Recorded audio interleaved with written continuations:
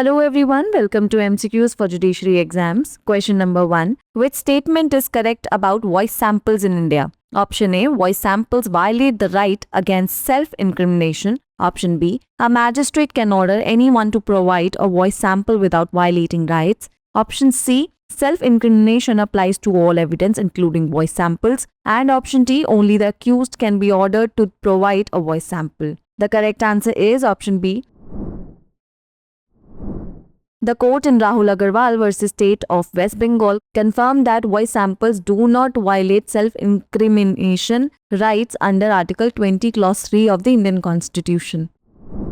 What happens if a marriage is not solemnized according to Section 7 of the Hindu Marriage Act? Option A. The marriage is automatically invalid. Option B. The marriage can be disavowed through creative pleadings. Option C. The marriage cannot be invalidated just on procedural grounds. And option D. The marriage is void even if both parties agree. The correct answer is option C.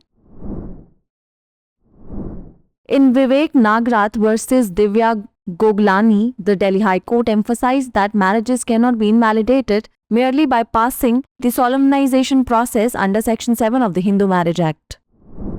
Question number 3. In a suit for maintenance, arrears can be claimed for the last option A 7 years, option B 12 years, option C 1 year, and option D 3 years. The correct answer is option D. In a civil suit, maintenance arrears can be claimed for last 3 years. This is based on Article 105 of the Indian Limitation Act of 1963, which specifies a 3-year limitation period for a Hindu to sue for maintenance arrears from the date of amount becomes payable. Question number 4. Leading questions can be asked in option A. Examination in chief, option B. Cross-examination, option C. Re-examination, and option D. Both A and C above. The correct answer is option D. Leading questions are generally prohibited in examination in chief and re-examination, but are typically allowed in cross-examination.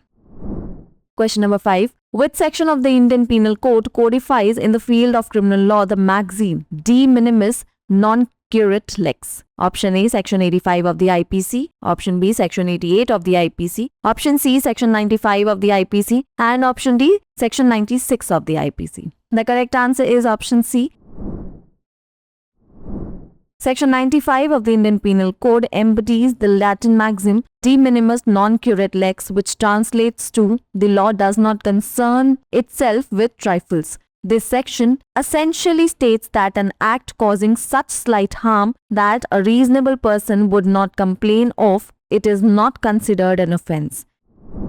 It's the time for practice question. Whosoever being legally bound by oath to state the truth or being bound by law to make a declaration upon any subject matter is said to give false evidence when option A. He makes a statement which is false, option B. He makes a statement which he believes to be false, option C. He makes a statement which he does not believe to be true, and option D. All of the above. Pin down your answers in the comments section below.